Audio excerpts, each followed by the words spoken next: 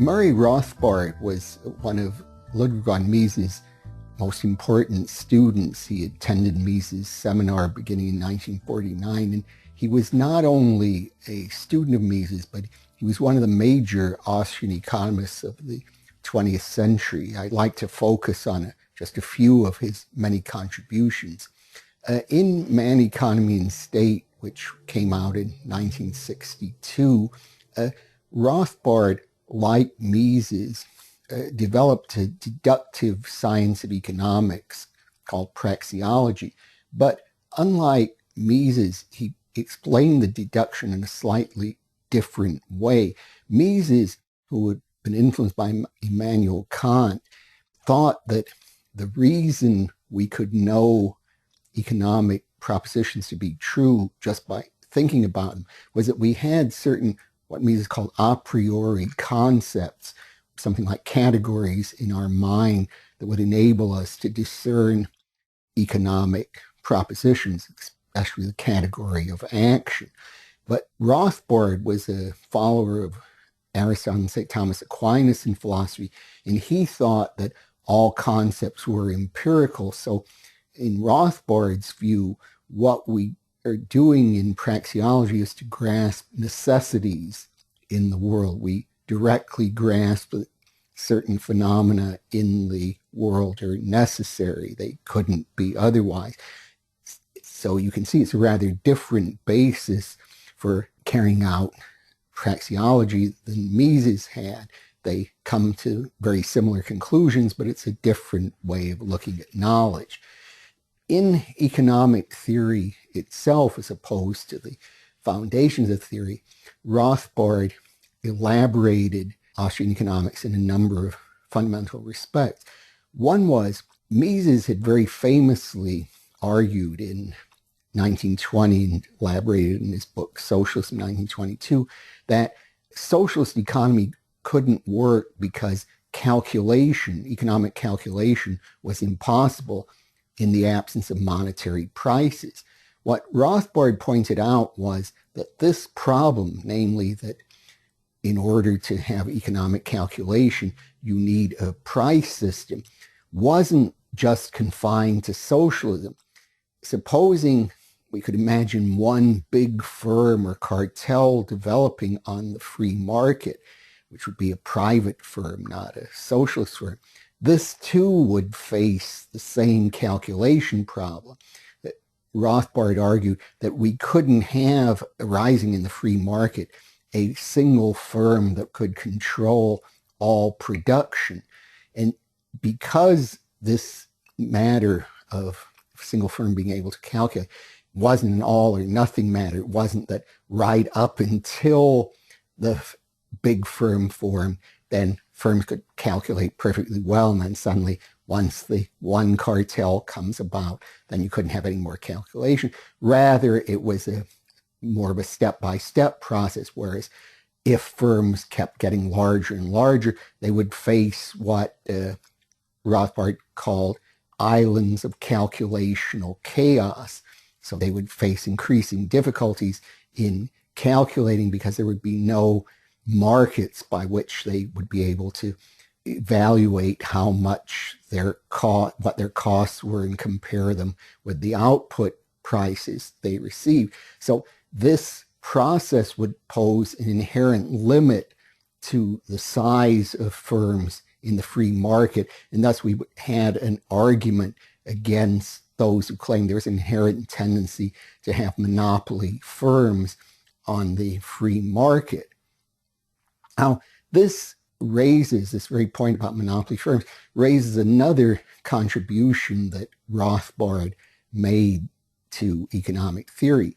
In chapter 10 of Man, Economy, and State, he argued that there couldn't be a monopoly price on the free market.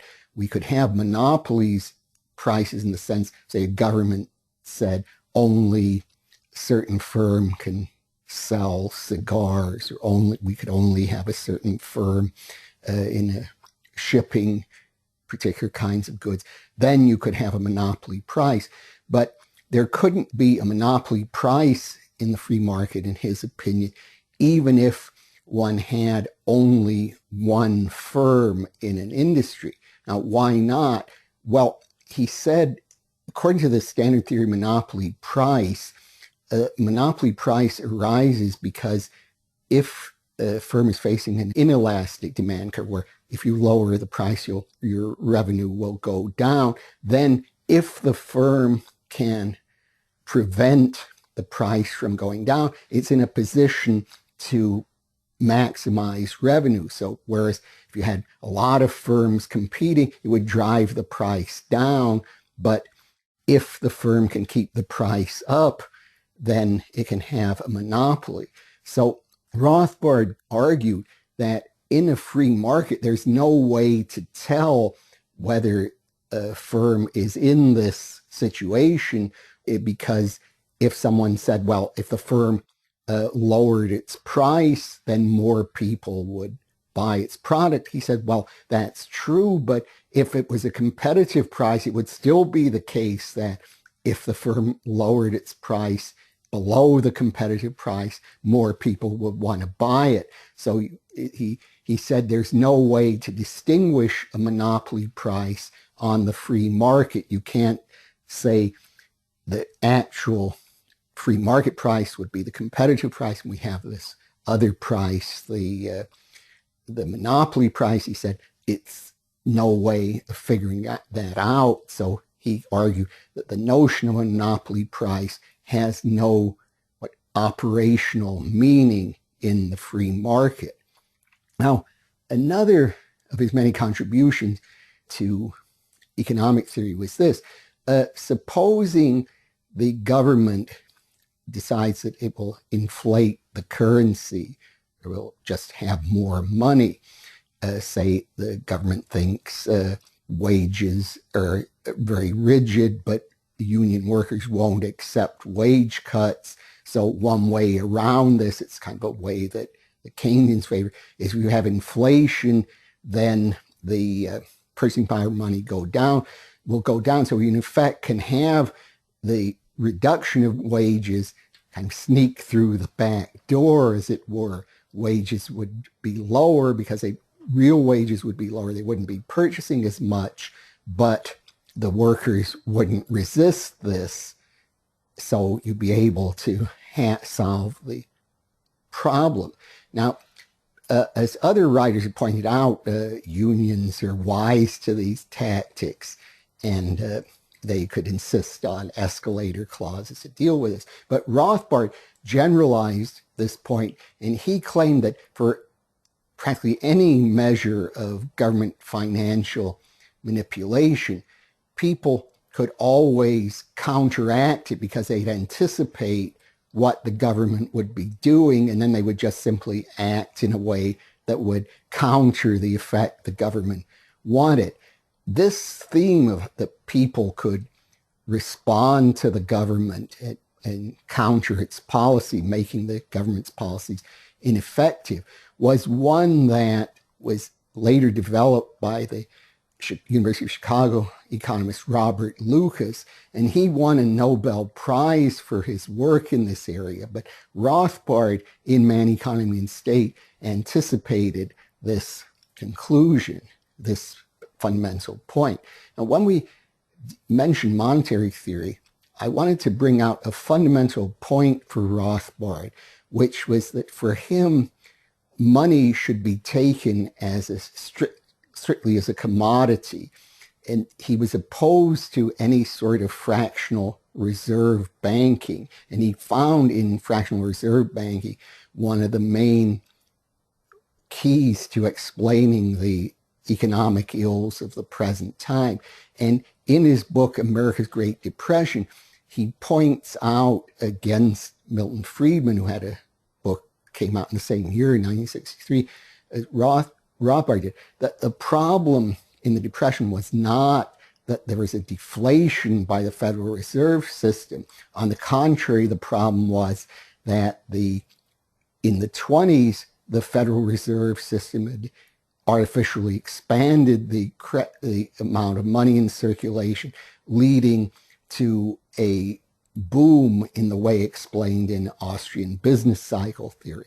So that for Rothbard, deflation, which is the tendency of prices to fall as production increases, was not something to be feared, but on the contrary was a desirable development by which the economy, subject to malinvestment in the boom, could correct itself, and that nothing should be done to interfere with this process.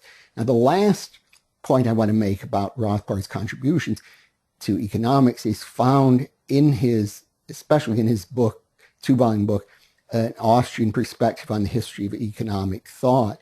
And here he showed that the characteristic subjective theory of value of the Austrian school developed by Karl Menger really had precursors in the Middle Ages and later among the Spanish scholastics and among the other economists such as Richard Cantillon in the 18th century and also Turgot in France. And he traced a tradition of subjective theory of value that was really the precursor of Austrian theory of value, and he opposed a counter tradition based on the cost of production or labor theory, starting with Adam Smith and developing through David Ricardo. So for him, Adam Smith was not the founder of economics, but one of its main enemies, at least in economic theory. So though these are only a few of the many contributions of Murray Rothbard to economic theory. For more content like this, visit Mises.org.